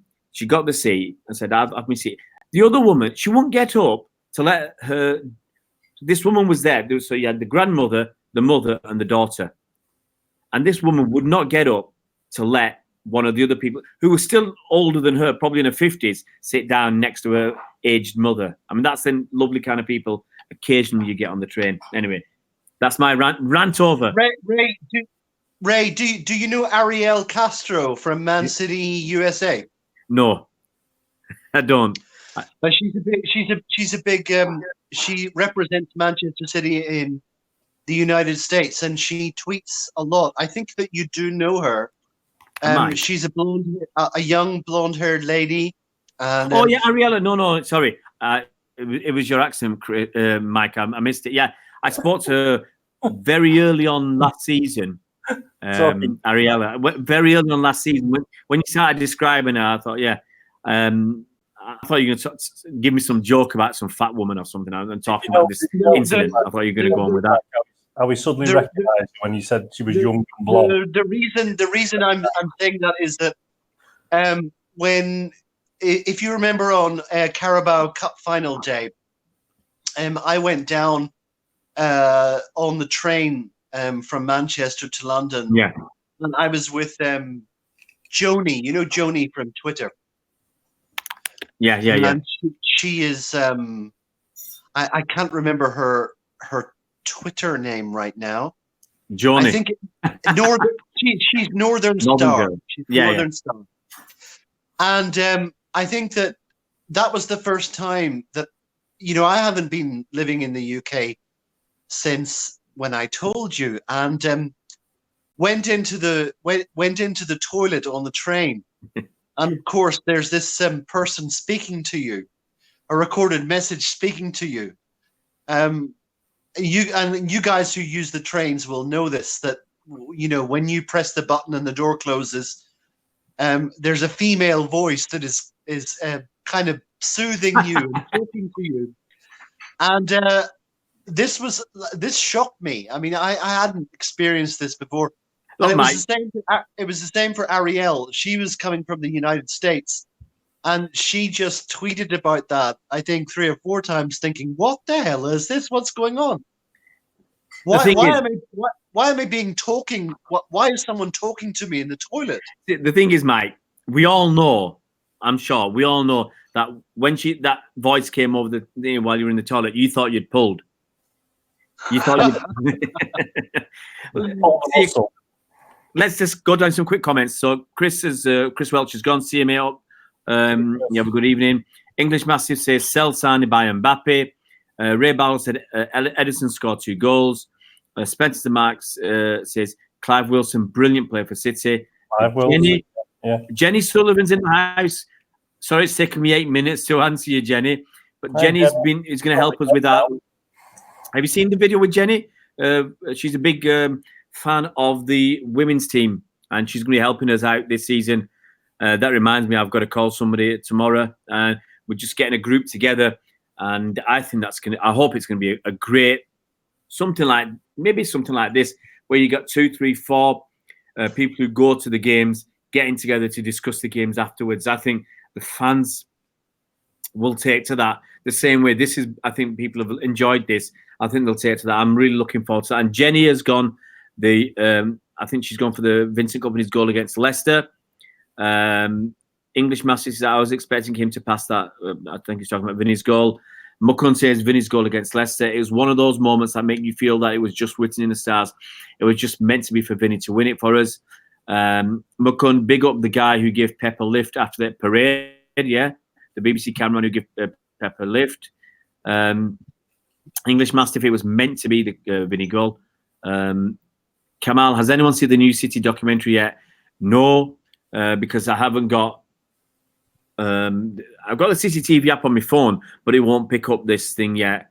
And I've got a smart TV in my room. I don't know if I can. I'm allowed to try and download the City TV app on this smart TV, or we'll get in trouble because it's a service department. I'm not sure, but have any of you guys seen it? I've only seen Vinny's speech for 2 minutes. Yeah. That's it. No access, unfortunately. No access over here. Okay, let's have a quick look what else has people said. Spencer the Mac, how do the club view the fan channels? Do they watch? I don't think they do. I don't think they do, to be quite honest, because I think if they did watch, they'd probably be not happy with some stuff. And let's be honest, do you think the City's going to sit down and watch this stream for 2 hours? Or, no. Otherwise, they need a dedicated person to sit down and watch Ian Cheeseman's. I think they might watch Ian Cheeseman's because he's in-house. So someone will, I think, watch that just to see if one day Ian Cheeseman goes to... I think, having said that, I think there's no reason why a club like City shouldn't watch these sort of things. They should. They're dedicated to looking at this sort of thing, and not just City things, but obviously other clubs as well.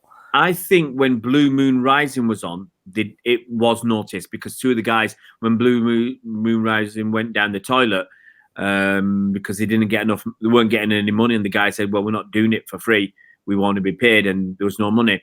2 of the guys went to City, worked on City TV. So because they were the only really ones, I think it was easier to watch. But now, if you want to watch, you got to watch. I think they'll watch Cheesy. They'll have to monitor Cheesy. If someone's just doing something that one day he could go off on one, and if no one's watching it, it's out there on the City channel.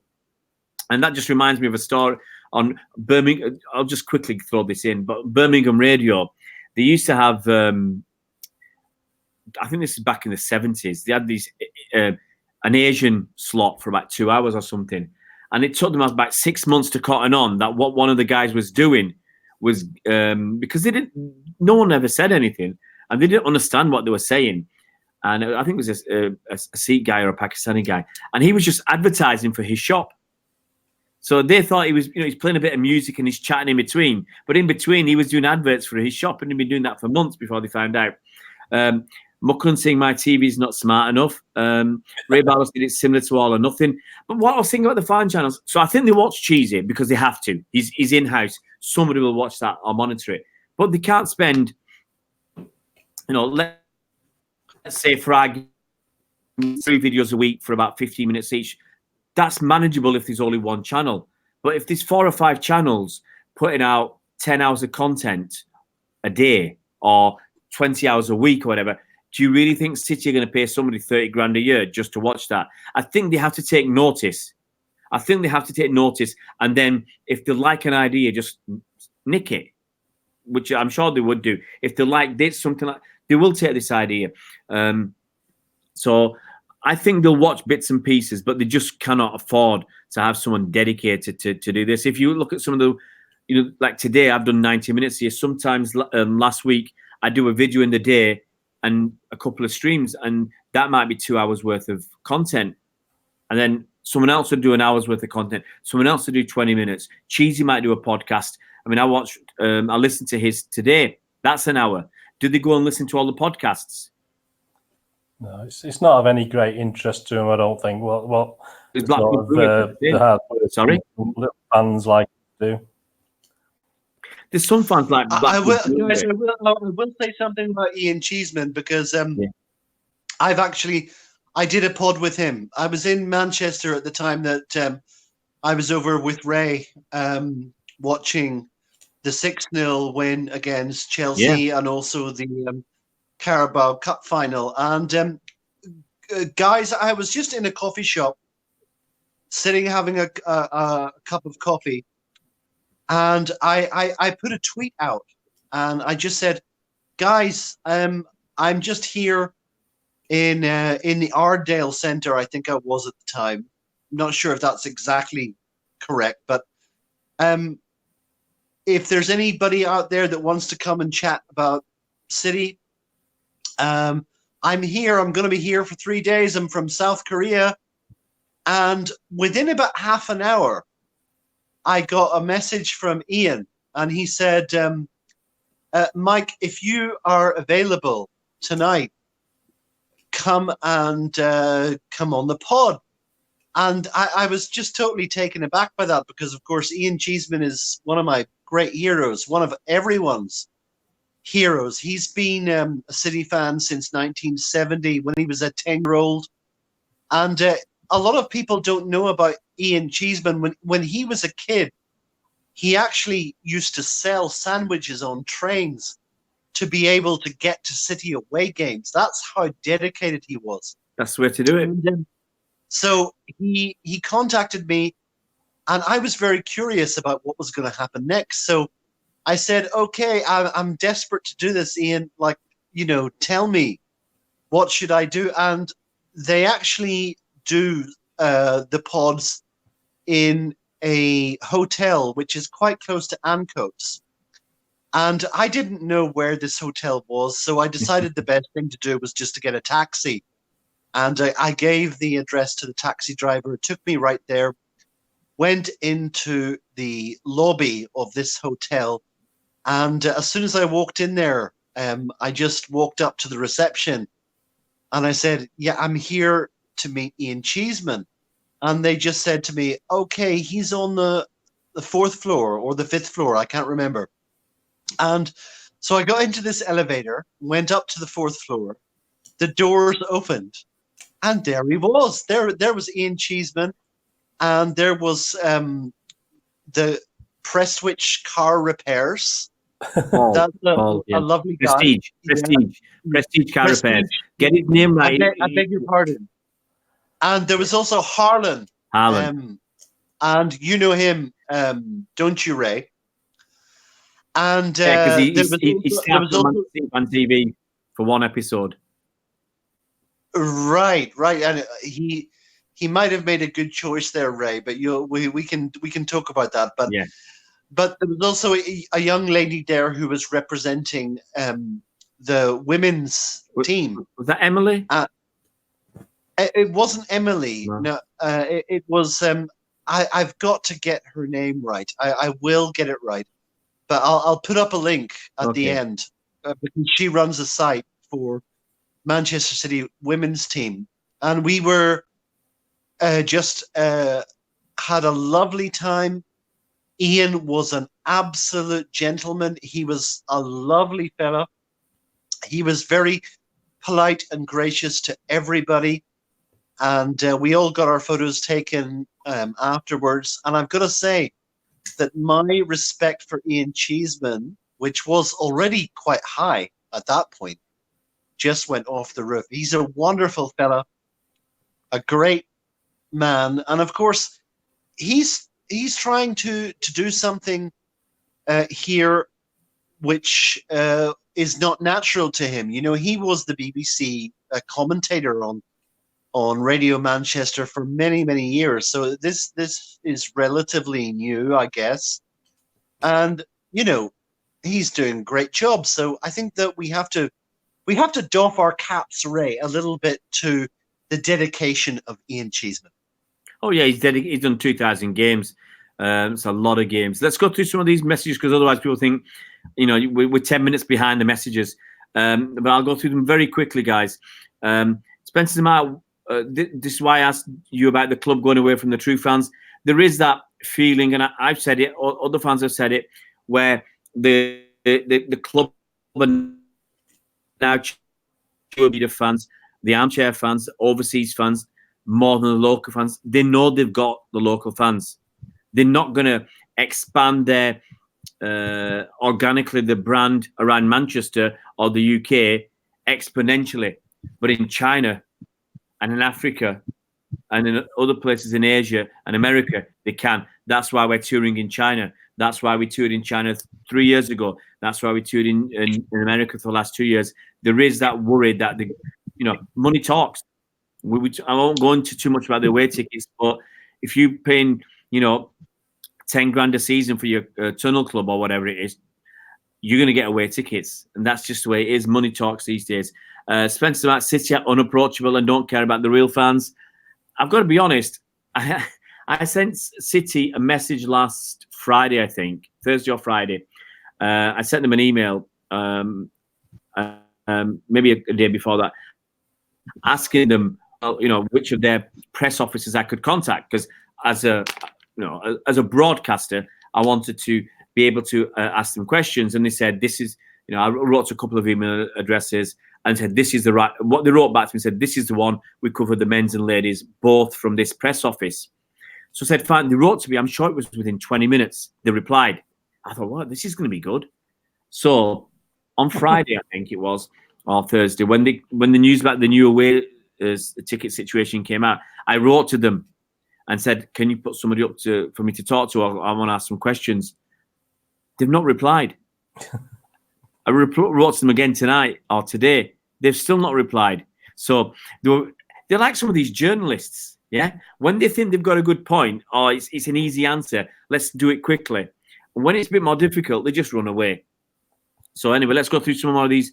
Kamal reckons the club would look at the odd video. I think because especially as these channels get bigger and bigger, they'll want to pinch, I think, and copy some good stuff.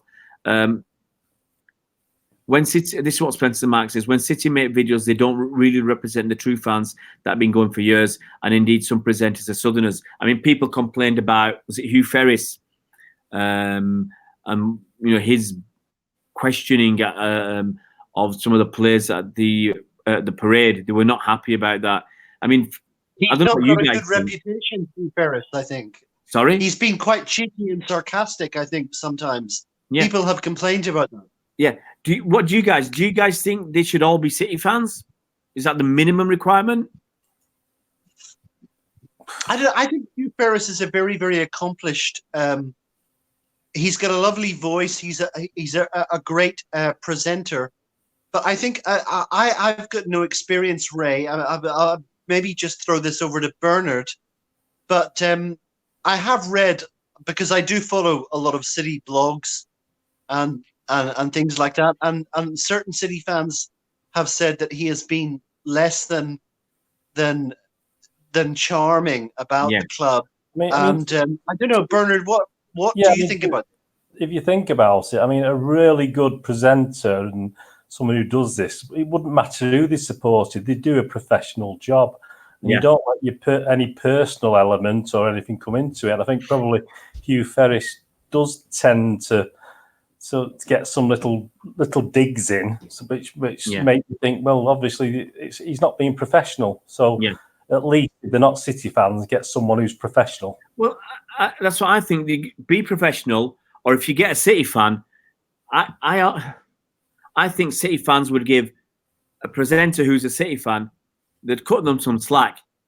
You know, for instance, if we and this City TV presenter went gaga instead of being professional, I think we'd cut them some slack, because we in that moment we might do the same.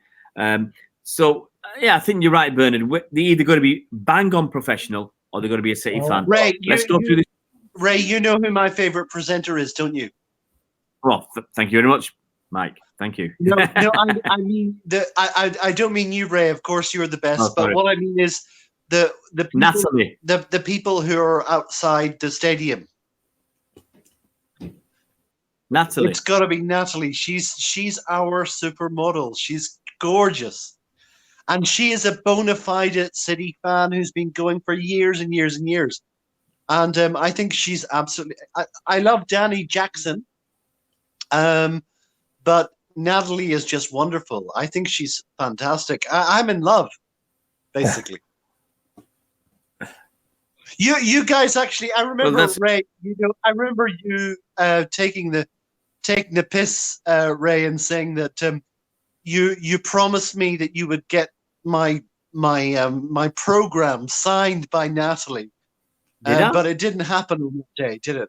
And I'm not on speaking terms with Natalie. Nor with Danny Jackson. There's things that go on in life that I remember an incident with Danny Jackson from several years ago, which kind of really put me off him. I don't know. Let's not go into that. Okay.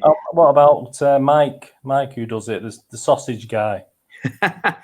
Have you heard the news on Twitter today? Apparently, Mike Minay, who used to be, it seems to be Ian Cheeseman's announcer. That was yesterday on BBC Radio. Now I remember, because back in the day when Ian was doing the BBC radio show, Mike Minay was the guy who would come on and he would just introduce Ray, the guys who had phoned in, and he would just tell the listeners who had called in and what they had said. Now, there was a Twitter post yesterday. Ray, you would know this. I know. He's now the official Manchester City commentator. Is that right, Ray? That's right, for Radio Manchester. He's the radio commentator. And I actually spoke to Mike yesterday about this. And we just, I will say this, hopefully he'll get clearance. He's just checking with his bosses whether he can do an interview with this channel. So that was my discussion with Mike yesterday, to get the first interview with him in his new role, get it on our channel, get his story. It's the same, like Cheesy's got a backstory as well. So what's Mike's backstory and everything else about City? Let's try and get through some more of these, because we're still a few minutes behind everybody else. I know some people are not happy with. Some people call it progress. Some people not. I mean, Spencer Mark says they asked this grime artist Bugsy Malone, who's a Red, to do the new Puma shirts. But Carl from America says this is not 1998, it's 2019. So it is a different stage. But as much as I see the new fans being excited to be involved with City and for City to go out there and do everything with them, I miss some of the stuff that we used to do. And you can say it's progress, but I said it earlier, I miss going to Oldham in a pre-season friendly. The local clubs who, besides us having the friendlies, we were they were making money supporting the whole community. And I think that's important as well. We can't forget, the clubs around us, that are part of our local football family. It's a very hard one to juggle. I do remember a few seasons ago what we did. I think we had a tour in America, but we had a game in Iceland as well. And then we have a game in Ireland or in England. And that's what I'd like us to do. Go somewhere, have 2 or 3 games, come back to Europe and have at least one game locally for the local fans. Because let's be honest, going to America for a season card holder is difficult and expensive. Going to China and Japan is now an impossible. And I know it's important to cultivate these new fans, but pre-season, forget. I mean, how many City fans to throw on the other side? How many fans would go if we were playing at Oldham, for instance, tomorrow night? How many fans would turn up? 3,000, 4,000? I'm not sure. At least, yeah. Yeah. So you'd get decent numbers. I remember going to that Oldham game when it was absolutely belting it down. But I went for the ticket points. They're actually good because I think they give us a lot more points for going to this. It cost £5 that game, and you got 40 points. So I thought I'll have a bit of this. Yeah. Ray, yeah. Could I ask a question to Bernard? Go on. Bernard, you probably know about Ricky Hatton, and Ricky Hatton is quite famous for saying that he preferred the old days because there was more camaraderie. And even though that we were not good and we were terrible in those days, he actually preferred that atmosphere. I just wanted to ask Bernard, what did you think? What do you think about Ricky Hatton's comments? The thing is, I think you just got to. I mean, it's global now. I think you just have to accept it. I remember the good old bad days, but at the end of the day, we're a global team now, and we just have to move on and accept this is going to happen. And I don't think there's very much we can do about it. Yeah. I think in the old days, the football. A lot of people have said this. The football was kind of incidental. It was a day out with your mates. You could, for guys especially, it was your excuse. It was your excuse to leave her indoors or whatever, leave the kids, have a day out with your mates, get razzled up and whatever, maybe go out on the town. It was your excuse. Football was your excuse. And people said, I don't remember the game because by the time the game came along, I was legless. I mean, in the 80s, so it was just that. When I went to game, I don't think I can remember many of them. They were that bad, and I just had so many pints. I just couldn't remember any of them really. Well, look, guys, did you see? Ray, did you see the Twitter post that someone put up yesterday about this goal that was scored by Paul Lake, and it was just this massive leg goal mouth scramble, and eventually Blackpool. He put that through. Bernard, I can't remember, Bernard, what that game was. Is it Blackpool away? Right. Ray, Yeah. do you remember that? I don't remember the game. I've seen that video many times, and I think it's on. What do they call it? Football limbs or something? Or they talk about the limbs because everybody's going mental, And sadly, times I tell people when I used to watch a lot of City aways when I lived in the early 90s and mid 90s, and I never saw any of that. I hardly ever saw goals. Bernard, I just used to, was that 1996 or 1997? it was before that. It was probably. I remember when I was living in Guildford, going to games, and people don't understand how much football means to other people. And I was taking home 600 quid a month. I was taking home 600 quid a month in 1990, I think it was. And I'd pay 200 quid a month on my rent. So I had 400 quid a month to live. And I'd go to a game of football in London and it would cost me more than 50 quid for the day. Wait a minute, Ray. Wait a minute. 1990. Yeah. You were, because you're pretty much the same age as me. Were you not a university student at that time? I'd just finished. That's my 1990. I finished.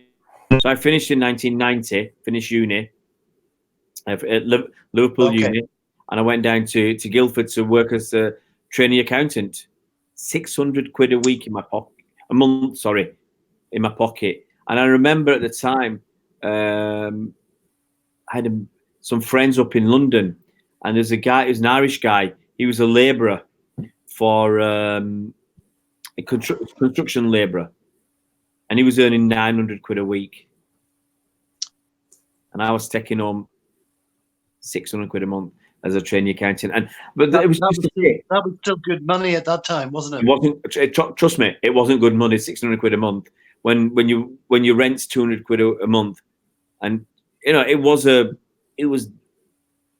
expensive in those days. Now people talk about it being expensive now, but it was, relatively speaking, it was still very expensive. But Ray, days. could I just ask? Could I just ask both of you? But I think Bernard might know the answer. Now, Bernard, that goal that we talked about, the scrambled goal mouth melee, yeah, that Paul Lake eventually put in. Now, that's been a pub quiz question that I have failed to answer. I think on 3 different pub quizzes that I've been to. Bernard, can you tell me what year was that? What competition was that? What was that? You know, I have no idea. Was that a league game, a cup game? What was that? It could have been a friendly, but no, I don't. I think it was a cup game, wasn't it? Do you remember the year even? 86. Was that 86? Ray, was that before Paul Lake began to get into the England squad? Honestly, I'm trying to. The goal-mouth scramble, okay, the last minute. I would love to know that. My belief it was it the FA Cup? I think it might have been an early round of the FA Cup, but the year, I can't remember that. But I would love to know the answer to that, because we all see it on Twitter a lot, don't we? And they're showing it as a comparison between City now and City back. Off the top of my head, 1988, 1-1 FA Cup at Blackpool. That sounds about right, doesn't it? Well, I'm not exactly sure, but one of our listeners will give us the answer, I'm sure. This is your answer, okay? 1-1 Blackpool. 1-1 1988. Right. And I think and I'll give you the report. Quick report. Blackpool were in the 3rd division. We were in the 1st division. They scored through Richard Sendall, who was actually, he'd already been told the week before that he could leave on a free, and we scored with 10 seconds remaining of the game. Yeah. And that's been, I'm sure, there's been some goals that have been shown around Europe to show how poor the quality of English football has been. I think there's a QPR game as well. Was I getting City where the ball was it's like ping ball. Let's go through some of it, because we're only 7 minutes behind now. We managed to catch up a minute. Bernard is a smart bloke. That's some crazy guy. I don't know who that is. No, that was the original gunner. Carl says Bernard is smart. One of the things we've got to do is I think between the old and the new, you've got to get the right balance. You can't just forget where you've come from. And some of that, you could argue, is like, look at the new kit, paying homage to the Hacienda and paying homage with the Bees to Manchester. So there's some of that, and we will keep evolving and developing. And other people are right where the global football audience is way bigger than the 50,000 that go to the Etihad. And the club are not going to stand still. They're not, let's be honest, they're not in it for the good of the local fan, sadly. They're in it for themselves to make money and for the brand and everything else. And, you know, City doing really well is a byproduct of what they're trying to achieve. So, you know, maybe you can say we just accept that we're a great team and we're doing really well. And there'll be things that go on that we might not be happy about or not come. We're moving forwards. I'm just trying to catch up a bit, because otherwise people think we're ignoring them. Treble winners. I remember going to Oldham versus City, getting absolutely soaking wet. It rained for 90 minutes. I was there, mate, and I'm sure it was leaking in the roof. I got absolutely. I think I parked too far away. A lot of people were parking illegally close to Boundary Park, and I parked across at there's like a retail village or whatever. I forgot what it was called. It was unbelievably horrible weather. Normal, but unbelievably horrible. And we got absolutely soaked. It wasn't fun. Let's go through. I think there's been some bad language. Cole's had to slap a few people down. Cole says he remembers that in the end with no roof. I remember during the game it's bad enough getting soaked walking to the ground, melting it down during the game. Ray Barlow remembers the Blackpool one. Sea Dog is a no contest. There's no contest. Who's a better fan? You can never say who's a better fan. Treble winners. Everybody's talking about that game in Oldham with the rain. So treble winners is talking about that again. Mukund, it was put up by Paul Lake's missus, I think. She also put up a photo of Paul's son. Amazing birthday card. Sketch of him on a hospital bed with a surgeon standing there with a saw in his hand. Ray Ballot put a lot of messages here. City fans were everywhere in the ground that day. FA Cup 1988. This is Ray Ballot, spot on. Original Gunner. He's talking about today's football. Would you take Nicolas Pepe at City? There you go, guys. Do you know enough about him? Really? He's been deadly in the French league. He scored 22 goals in the last season.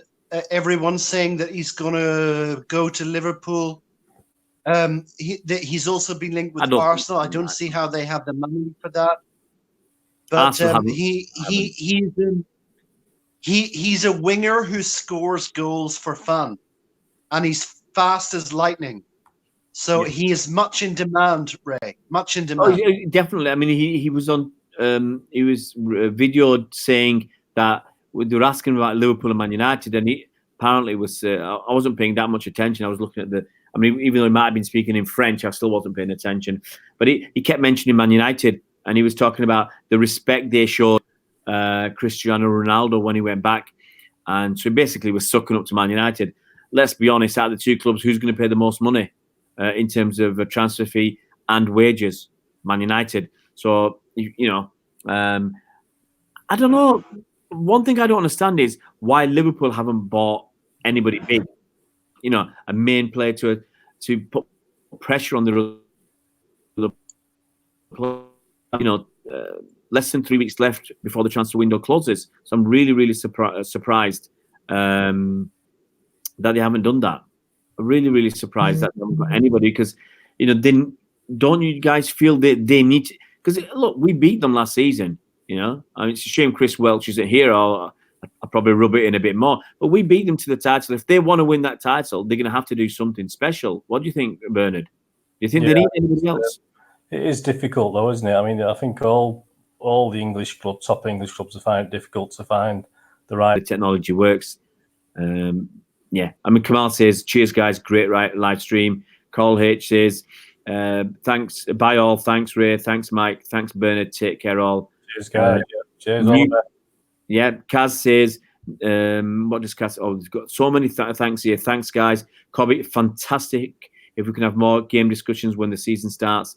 Carl Omatsola, nice work. Ray, well, it's nice work for everybody. Everybody's contributed. I mean, it just keeps going. Muck on. Cheers, guys. Great stream. Bye, Mike, Bernard, Ray. Bye, all. Take care. Ray Ballet, enjoyed it tonight. See you later, Mike, Bernard, and Ray. Spencer, Mike, see you, boys. Well done, guys. We can't do it without you. So we can't do it without you guys contributing. We can't do it without Bernard and Mike.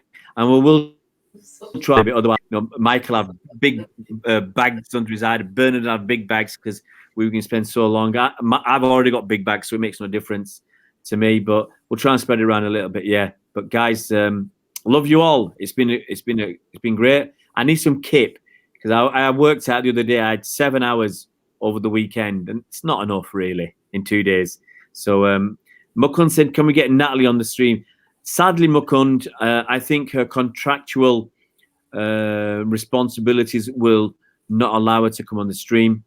Treble winners. We'll finish off with this question. Any news on City Strong on Wednesday? What channel is it showing? It'll probably be on Sky. I think they're all on Sky. I think it's 1 o'clock. It was Kitchi, who are the Hong Kong champions and it's at the Hong Kong Stadium. And I should have some footage because I've been in touch with the Hong Kong Blues a long time ago for this game. Several weeks ago, we were talking about getting some video footage for this. So, guys, take it easy. Have a good evening. Thanks, everybody. Have a good one. Sleep tight. tight. Sleep tight. Thanks, Bernard. Thanks, Mike. These are your friends.